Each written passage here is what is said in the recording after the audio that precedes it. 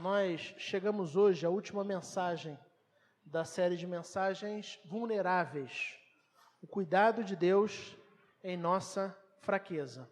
Ao longo das últimas semanas, nós tivemos a oportunidade de acompanhar a vida de um conhecido profeta do Antigo Testamento. Talvez um dos mais conhecidos profetas do Antigo Testamento. O profeta Elias. Conhecido e reconhecido como um grande homem de Deus, alguém que foi usado pelo Senhor de maneira poderosa, mas que em determinado momento da sua história, em determinado momento da sua caminhada, conviveu com a realidade do abatimento, conviveu com a realidade da desmotivação, conviveu com a realidade da depressão. E aí nós aprendemos inicialmente, lá na primeira mensagem, domingos atrás, que todos nós somos vulneráveis. Por mais que a gente não queira admitir, o fato é que nós somos pessoas frágeis, nós somos vulneráveis e a gente não deve negar a nossa fragilidade. No mundo onde todos querem ser fortes ou parecer fortes, no mundo onde o ditado é que ele não pertence aos fracos, né? O mundo não é dos fracos, eu e você somos chamados a reconhecer a nossa fragilidade.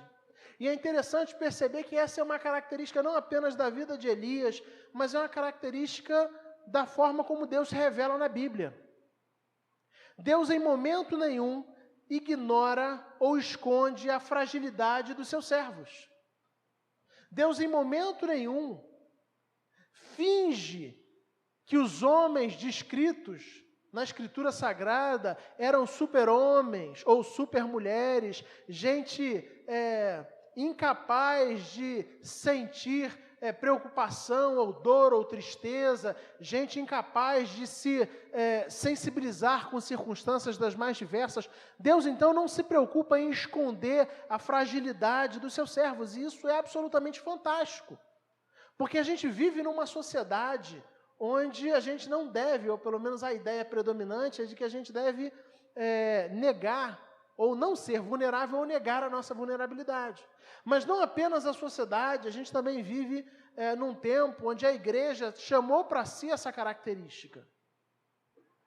Onde a gente lida muito mal com a vulnerabilidade, com a fraqueza, com a dor e com o sofrimento, até mesmo dentro da igreja. Onde a dor, o sofrimento, a fragilidade, o medo são descritos como falta de fé. E que às vezes você, além de estar sofrendo com as suas questões interiores, ainda tem sobre suas costas o peso da culpa que é colocado sobre você dizendo que você está em pecado porque você está sofrendo. Pecado porque você está deprimido. Pecado porque você deixou se abater. Então, não apenas a sociedade é uma sociedade que lida muito mal com a vulnerabilidade, a igreja do nosso tempo também é uma igreja que lida muito mal com a realidade da vulnerabilidade. Ela nega, é a igreja do só vitória, a igreja dessa ideia de que tudo vai dar certo, né? De que tudo sempre dá certo, de que tudo sempre é maravilhoso, tudo sempre é fantástico. E aí nós somos desafiados a admitir a nossa vulnerabilidade. Mas não apenas isso. Na última semana a gente viu e aprendeu que Deus realmente se importa com cada um de nós. Se importa a ponto de nos ouvir e de tratar as questões existentes nos nossos corações. Eu já disse, reconhecer-se vulnerável é fundamentalmente, antes de tudo, abrir-se para o cuidado de Deus. Mas é fantástico saber que quando a gente se reconhece como vulnerável, a gente está se abrindo para o cuidado de Deus, mas é ainda mais especial saber que Deus quer cuidar da gente. Que Deus se preocupa com as nossas questões, que Deus se preocupa com as nossas demandas, Deus se preocupa com a nossa dor, com o nosso sofrimento, Ele quer ouvir o que está no nosso coração. Então a gente aprendeu, Deus realmente se importa com cada um de nós.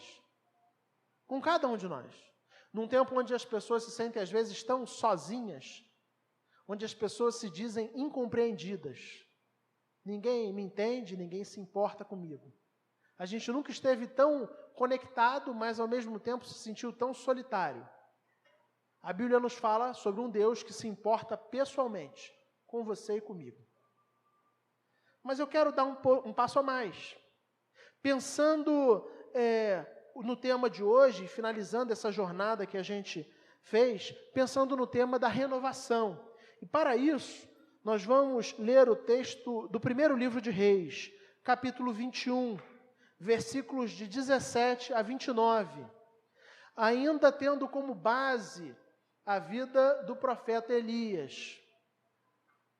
Então, nessa última mensagem da série Vulneráveis, a gente vai pensar no texto de 1 Reis, capítulo 21, versículos de 17 a 29. O texto está projetado, mas se você quiser um tempinho para abrir, eu vou dar um tempinho para você também, porque conforme vai avançando, né, às vezes você quer voltar para ler alguma coisa na sua Bíblia, e o texto já não estará mais projetado. E aí, com as Bíblias abertas, vamos mais uma vez orar, pedindo a direção de Deus? Pai bondoso, como é maravilhoso, Senhor, estarmos na Tua presença, como é maravilhoso termos a oportunidade de nos reunirmos nesse local de culto para engrandecer o Senhor das nossas vidas. E nesse instante, Pai, onde nós abrimos a Tua palavra, de fato estamos desejosos por ouvir a Tua voz. Estamos desejosos por termos a direção que vem de Ti para as nossas vidas. Nós cremos, Pai, que a Escritura Sagrada é a Tua palavra, nossa única regra de fé e prática. E queremos então, Pai, ser por elas desafiados, confrontados. Nós queremos ser fortalecidos, Pai, pela Tua palavra que é viva e eficaz. Te pedimos, Senhor Deus, que as nossas mentes e corações estejam sensíveis à Sua direção, Senhor Deus, aquilo que o Senhor tem para cada um de nós nessa noite, em nome de Jesus. Amém. Primeiro livro dos Reis, capítulo 21, versículos de 17 a 29, onde nós lemos assim. Então a palavra do Senhor veio ao tesbita Elias: vá encontrar-se com Acabe, rei de Israel, que reina em Samaria. Agora ele está na vinha de Nabote, para tomar posse dela. Diga-lhe que assim diz o Senhor: você assassinou um homem e ainda se apossou de sua propriedade? E acrescente: assim diz o Senhor: no local onde os cães lamberam o sangue de Nabote, lamberão também o seu sangue, isso mesmo, o seu sangue. Acabe disse a Elias: então você me encontrou, meu inimigo? Eu o encontrei, ele respondeu, porque você se vendeu para fazer o que o Senhor reprova. E ele diz: vou trazer desgraça sobre você. Devorarei os seus descendentes e eliminarei da sua família todos os do sexo masculino em Israel, sejam escravos ou livres. Farei à sua família o que fiz a de Jeroboão, filho de Nebate, e a de Baasa, filho de Aías, pois você provocou a minha ira e fez Israel pecar. E acerca de Jezabel, o Senhor diz: os cães devorarão Jezabel junto ao muro de Jezreel. Os cães comerão os que pertencem a Acabe e os que morarem na cidade, os cães comerão os que pertencem a Acabe e que morrerem na cidade, e as aves do céu se alimentarão dos que morrerem no campo. Nunca existiu ninguém como Acabe, que, pressionado por sua mulher Jezabel, vendeu-se para fazer o que o Senhor reprova. Ele se comportou da maneira mais detestável possível, indo atrás de ídolos como faziam os amorreus, que o Senhor tinha expulsado de diante de Israel. Quando Acabe ouviu essas palavras, rasgou as suas vestes, vestiu-se de pano de saco e jejuou. Passou a dormir sobre panos de saco e agia com mansidão.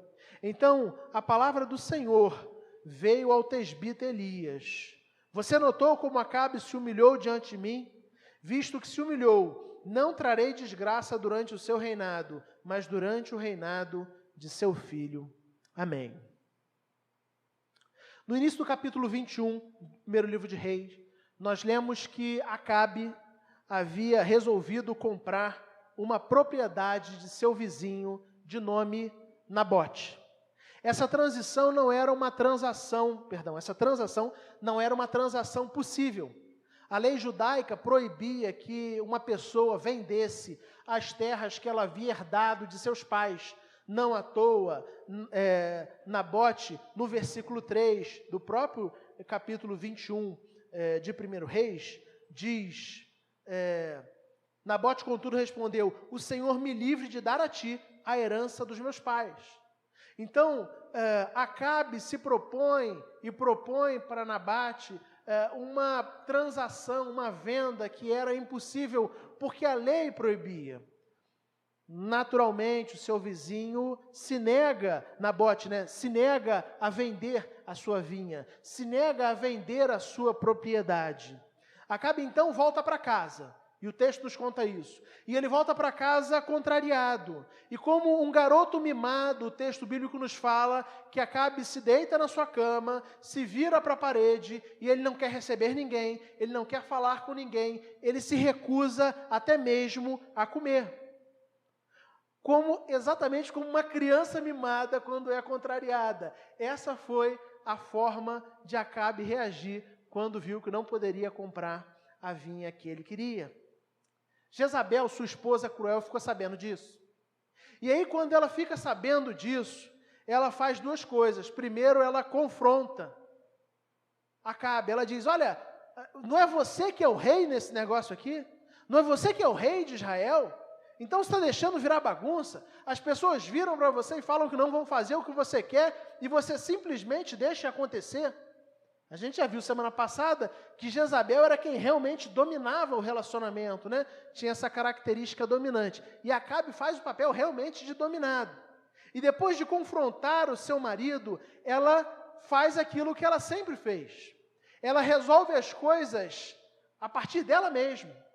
Ela toma o selo do seu marido e se passa por ele e envia cartas como se fosse ele, envia cartas em seu nome, fazendo uma trama.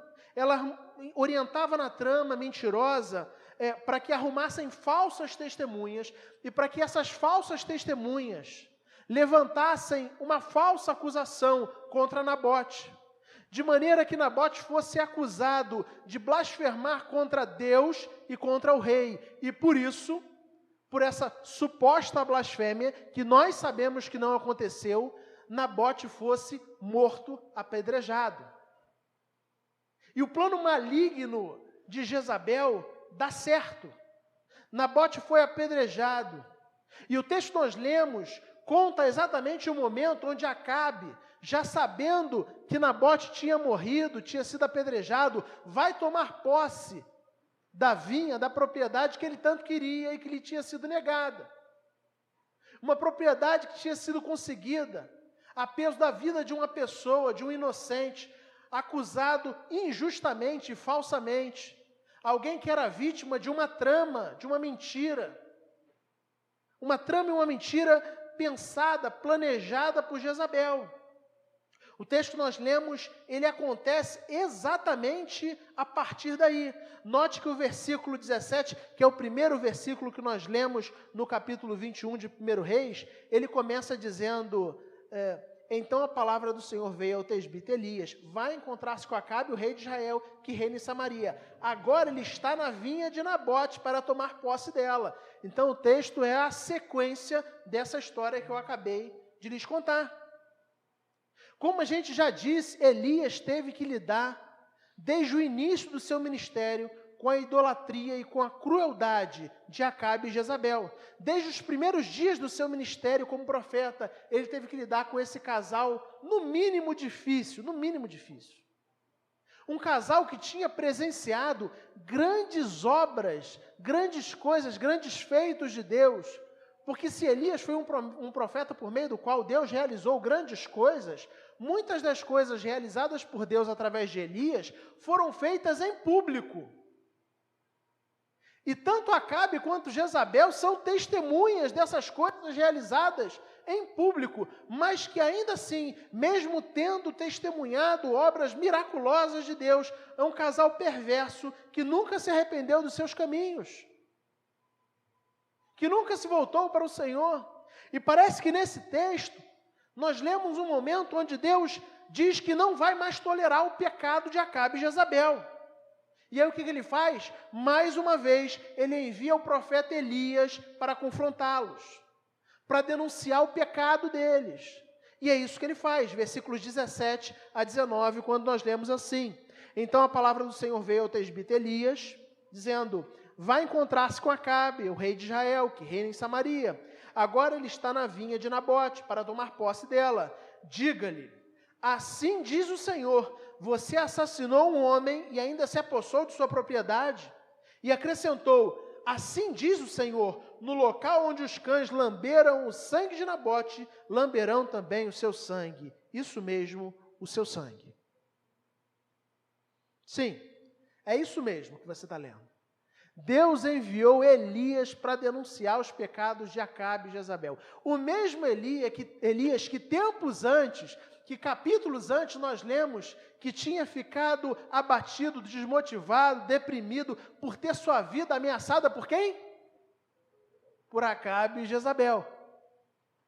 Elias havia fugido e ficado deprimido, abatido, porque via sua vida sendo ameaçada. E aí ele foge, nós acompanhamos esse período da vida de Elias nas últimas semanas. Mas Deus, no seu senso de humor, diante de uma nova realidade de impiedade, um novo ato absurdo de Acabe e Jezabel, ele mais uma vez chama Elias e fala assim, olha Elias, eu tenho uma tarefa para você, eu tenho uma missão para você, você vai se levantar e você vai lá mais uma vez até Acabe e Jezabel, e você vai confrontá-los, você vai denunciar o pecado deles, você vai denunciar aquilo que eles fizeram. O mesmo Elias. Só que é interessante a gente notar, e o texto vai mostrar isso nos versículos de 20 a 24, parece que algo realmente mudou no coração de Elias. Porque é aquele Elias que em determinado momento da sua vida se vê acovardado, fugindo, com medo, desgastado, abatido, triste, deprimido. Ele se levanta e vai, e os versículos de 20 a 24 narram para a gente esse encontro. Acabe disse a Elias, então você me encontrou, meu inimigo. Percebam que o papo é bem cordial, né? Você me encontrou, meu inimigo. Eu o encontrei. É o que Elias disse. E ele não coloca panos quentes, ele fala, que isso, rei? Vim aqui para a gente bater um papo. Não. Que é isso? Não, eu não sou seu inimigo. Não. Elias simplesmente vira e fala, eu o encontrei. Eu o encontrei. Mas ele não para por aí. Ele respondeu, porque você se vendeu para fazer o que o Senhor reprova. Vou trazer desgraça sobre você.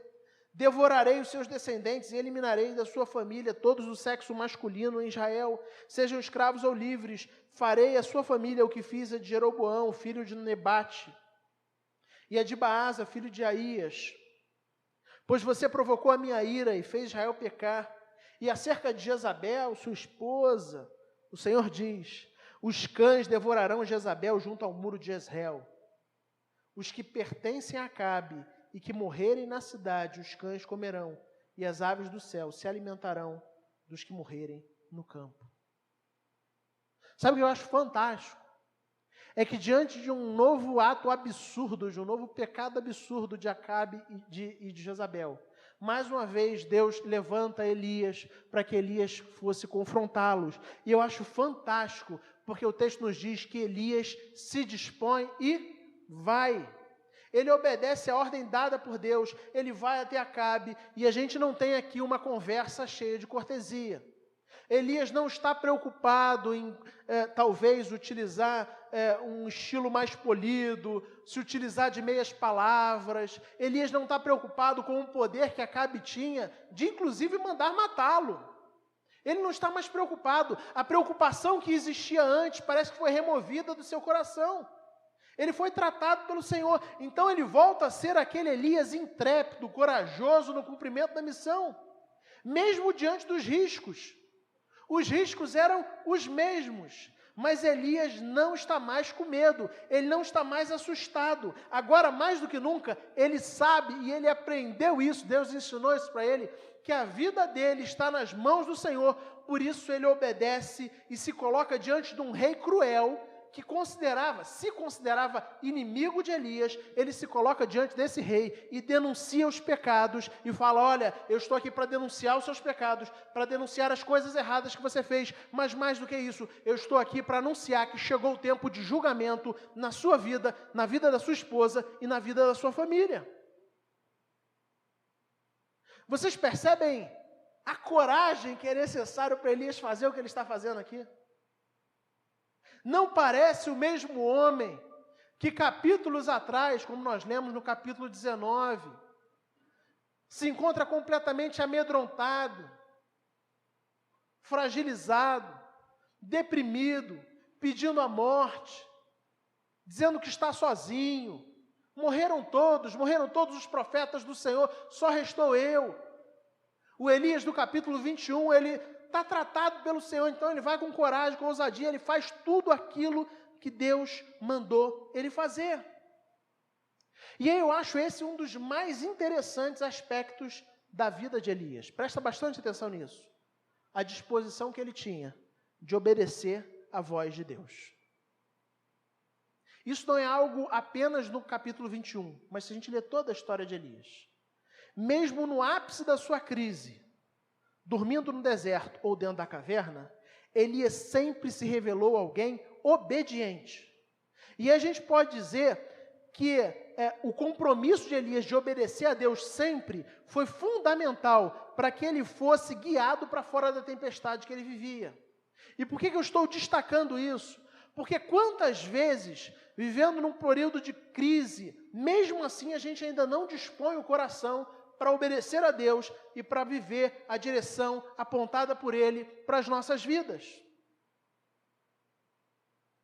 Quantas vezes? Às vezes a nossa vida está desmoronando, mas a gente continua desobediente. Está tudo fora do lugar, está tudo errado, mas a gente insiste em manter uma forma de caminhar, fazer escolhas que não têm a ver com o querer de Deus para a nossa vida. E se tem algo que me chama a atenção na vida de Elias, é essa capacidade, esse compromisso que ele tem de se manter obediente ao Senhor sempre. Ele está no deserto pedindo a morte. Mas quando o Senhor fala para ele, levanta e come, ele vai fazer o quê? Ele vai levantar e comer. Porque ele se comprometeu a obedecer sempre. Depois ele vai para a caverna e fica lá reclamando na caverna. E quando Deus vira para ele e fala assim, sai da caverna para ver o que vai acontecer lá de fora, ele sai da caverna, porque o compromisso dele é de obedecer sempre, mesmo no momento de crise, mesmo no momento de dor. Grande parte do nosso problema é porque em alguns momentos nós não nos dispomos para obedecer à direção que Deus está apontando.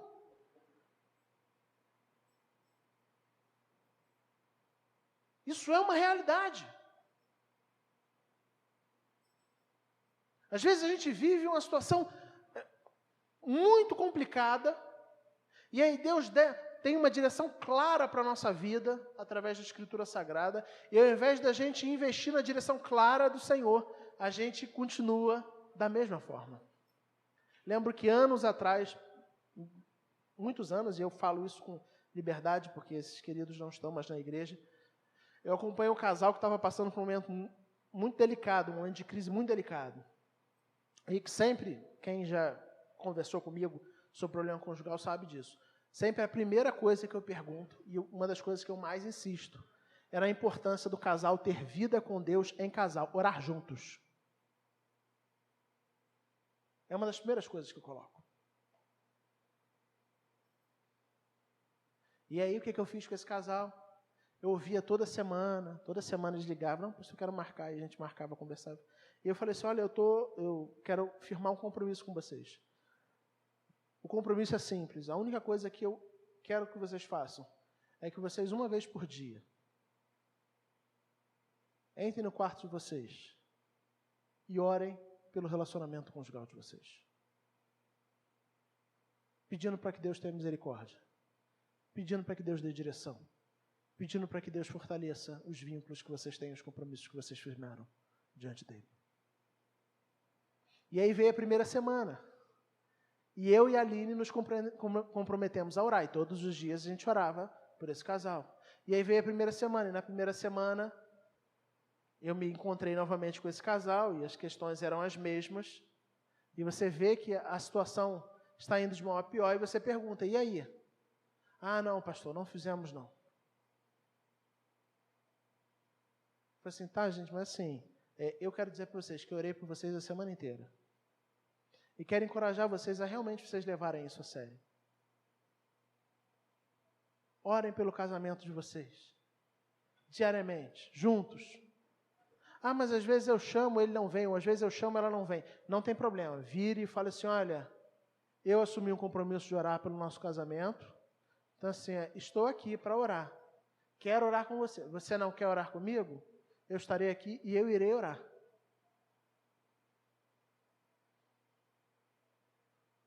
No final da segunda semana, mais uma vez eu perguntei, e aí, como é que foi? Nada feito, nenhum dos dois. E assim foi na terceira semana, na quarta semana, na quinta semana, na sexta semana, e diariamente orando pelo casal. Quando firmamos 2 meses, onde semanalmente eu me encontrava com eles, e semanalmente eles respondiam para mim que eles não tinham a condição de orar pelo casamento deles, eu virei para eles e falei assim, olha, não tenho nada contra vocês, amo vocês de paixão, tenho um grande carinho, uma grande amizade, mas é o seguinte, se vocês não levam o casamento de vocês a sério, não vou ser eu que vou levar. É claro que eu fui duro para dar um solavanco mesmo, sabe? Mas é isso. Vocês acham que eu tenho alguma mágica, eu vou tirar uma varinha aqui? Quando eu estou falando para vocês orarem, não é só porque uma questão retórica ou porque o pastor manda orar, é porque orar é clamar aquele que tudo pode, aquele que tem poder de fazer coisas nos corações de vocês que eu não tenho, que o meu aconselhamento não tem, que as minhas boas palavras não têm. Porque é Deus quem tem capacidade para trabalhar, para transformar, para mudar o coração. Mas às vezes, mesmo no meio da crise, no meio da tempestade, a gente está indisposto em obedecer a direção simples dada por Deus. Porque a direção dada por Deus para Elias, no momento da crise, foi simples. Foi, come, dorme, levanta, tem viagem para fazer, sai da caverna. Percebe? São coisas simples. Mas Elias sempre se demonstrou alguém comprometido a obedecer a Deus em todo o tempo. Quantas vezes a gente está vivendo um momento de profunda crise, mas ainda assim a gente não dispõe o coração para fazer aquilo que Deus manda.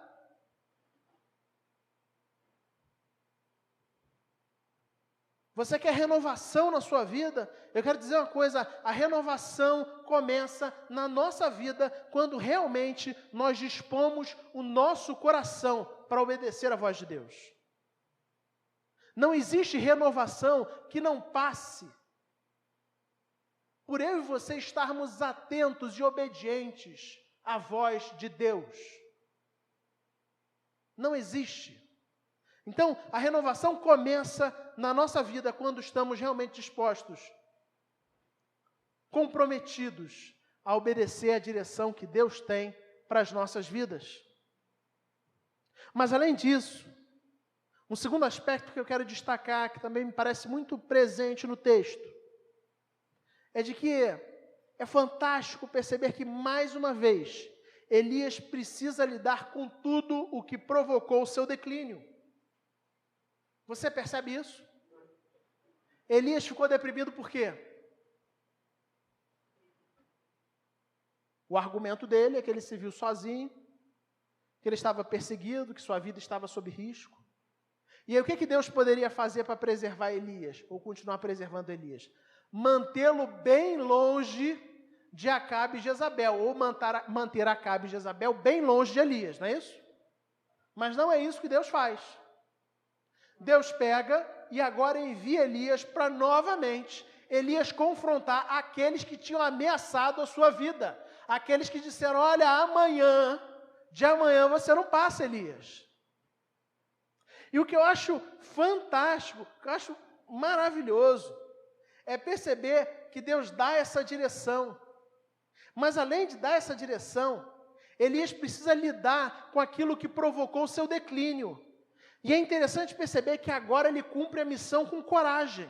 Ele não se deixa intimidar pelos adversários. E o que eu quero destacar aqui? Olha, normalmente, diante de situações difíceis, a gente ora para Deus mudar a realidade.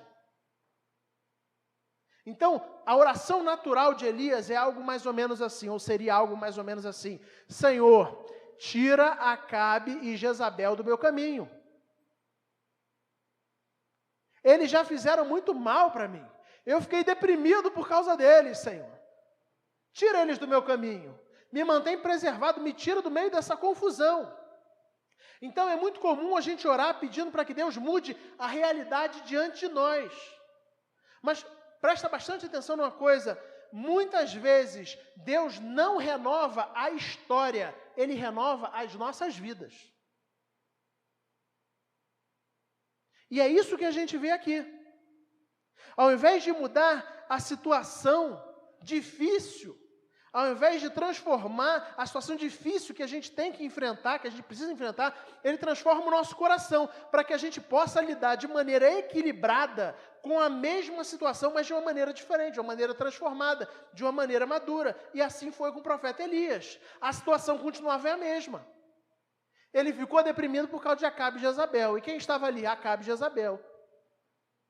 Ele tinha sido ameaçado porque ele foi levantado por Deus para confrontar o pecado de Acabe e Jezabel. E o que é que Deus manda ele fazer? Se dispor para ir confrontar o pecado de Acabe e Jezabel. Então a situação, a história em volta, o cenário não mudou, o cenário era o mesmo.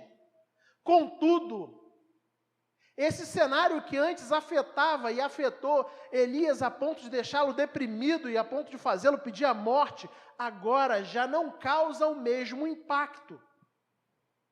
Não o afeta mais. Então, presta bastante atenção nisso.